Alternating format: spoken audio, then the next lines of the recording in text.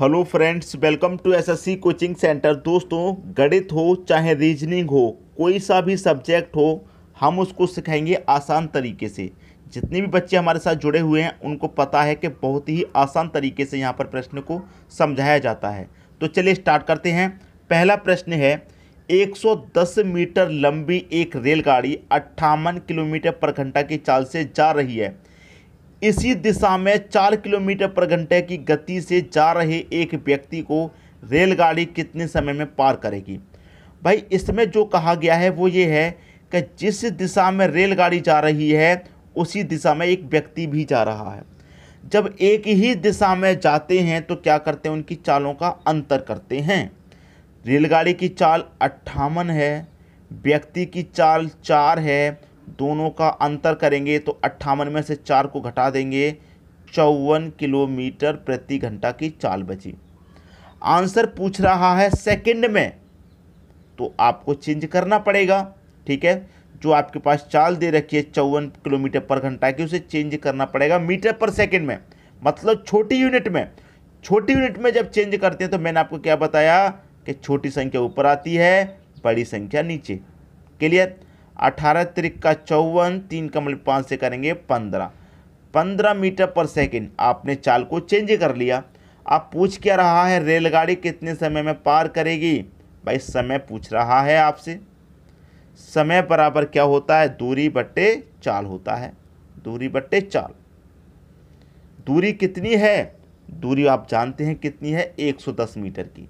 110। चाल कितनी है, चाल भी आपको मालूम है, 15 की चाल है। कटा लीजिए, आपका आंसर आ जाएगा। देखिए, पहले तो मैं इसे 5 से कटा देता हूँ। 5 त्रिका 15 और 5 से भी कटा दूंगा तो 5 दूनी का 10, 1 बचेगा 10, 5 दूनी का 10। ये हो गया आपका 22/3। 3 से कटा दीजिए, 3 सत्ते 21, 1 बचेगा 1 ऊपर बट्टे में 3। 7 सही 1/3 सेकंड का समय लगेगा। 7 सही 1/3 सेकंड का।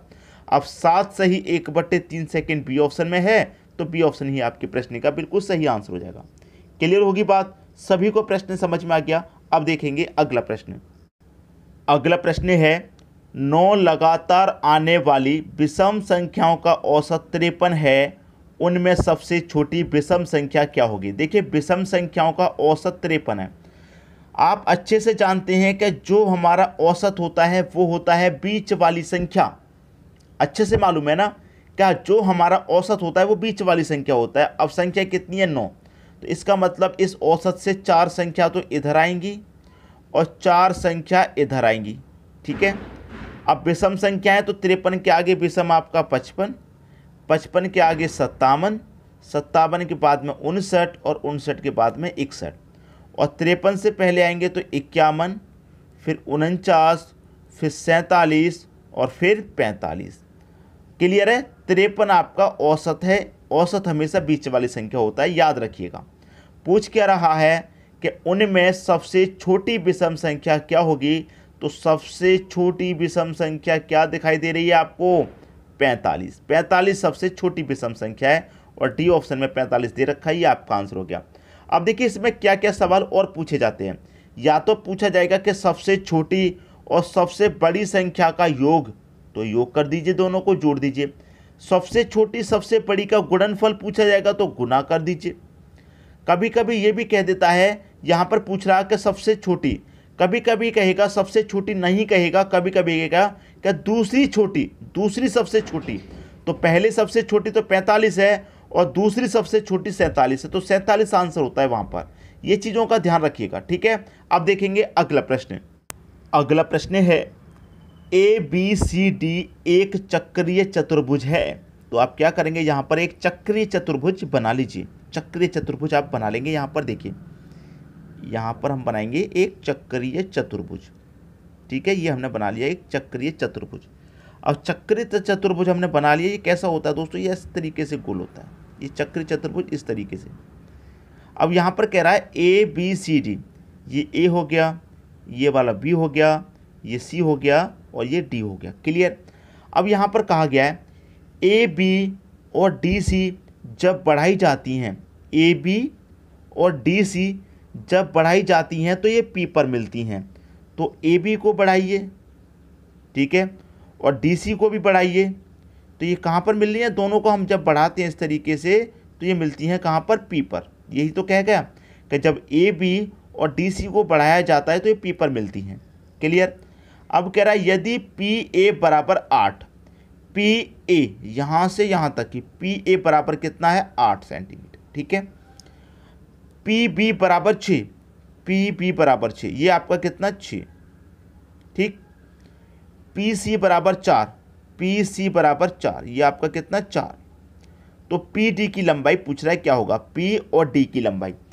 अब देखिए बहुत सारे बच्चों के मन में एक ख्याल आ रहा होगा कि यहाँ से लेके यहाँ तक की दूरी जो है वो 8 है और यहाँ से लेके यहाँ तक की 6, तो यहाँ से यहाँ तक कितनी बची, 2 बची। क्लियर। अब यहाँ से लेके यहाँ तक 4 है और आपको अच्छे से मालूम है कि यहाँ से लेके यहाँ तक इसकी 8 है तो इसकी भी 8 होगी, ऐसा नहीं है। देखिए यहाँ से लेके यहाँ तक इसकी 6 है तो यहाँ से लेके यहाँ तक इसकी 4 है, अलग अलग है कि नहीं है। तो इसे करने का तरीका क्या होता है, मैं आपको बता रहा हूँ, तरीका सीख लीजिए। A P, clear, A P गुने बी पी, ठीक है, बी पी बराबर डी पी, डी पी गुने D C, D C P, ठीक है, सी पी। इस तरीके से इन दोनों का गुना, इन दोनों का गुना बराबर होता है इन दोनों के गुने के, ठीक है। अब देखिए ए पी कितना है भाई आपका, ए और पी आपका 8 है, बी पी, बी और पी कितना है 6 है, डी पी पता करना है, नहीं पता तो उसे एक्स मान लीजिए, और सी पी आपका कितना है, सी पी आपका 4 है।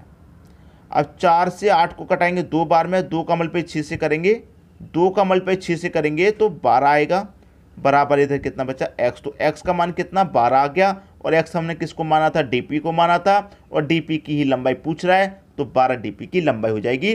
डी ऑप्शन आपके प्रश्न का सही आंसर हो गया। क्लियर होगी बात। अब देखेंगे अगला प्रश्न।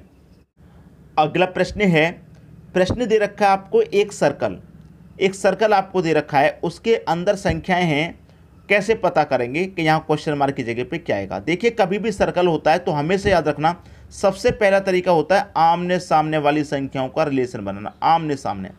जैसे कि 12 के सामने 24 है तो 12 का 2 गुना 24 होता है, ठीक है। 8 के सामने 16 है तो 8 का 2 गुना 16 होता है।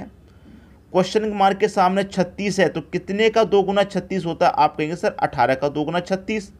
क्लियर, आंसर आ गया, 18 दे रखा है बी ऑप्शन में। कभी भी प्रश्न दिया जाए इस तरीके का, सबसे पहले आमने सामने रिलेशन बनाइए। 12 के सामने 24 है मतलब 2 गुना, 8 के सामने 16 है मतलब 2 गुना, तो ये भी 2 गुना होगा, तो 36 कितने का 2 गुना होता है, 18 का 2 गुना होता है।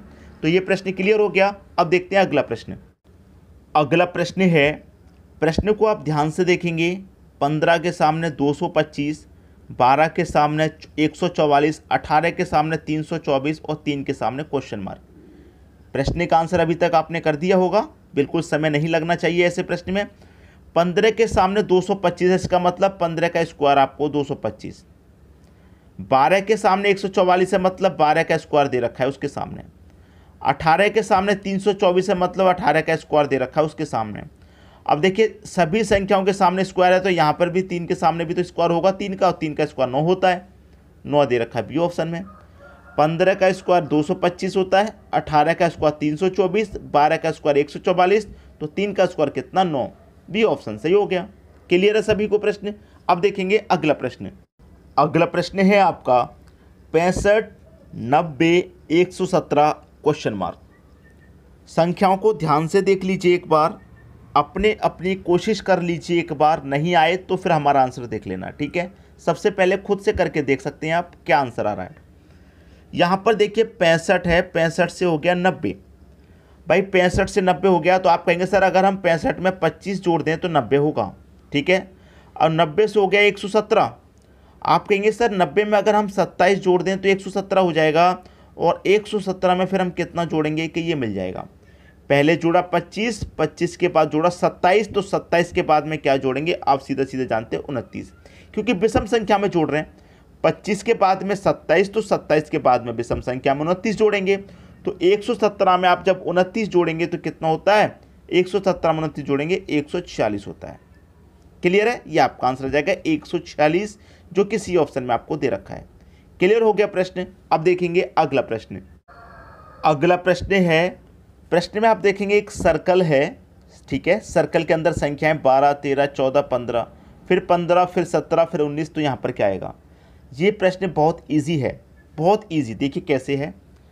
12 के बाद में 13 हुआ, एक जोड़ा। 13 के बाद में 14 हुआ, एक जोड़ा। 14 के बाद में 15 हुआ, एक जोड़ा।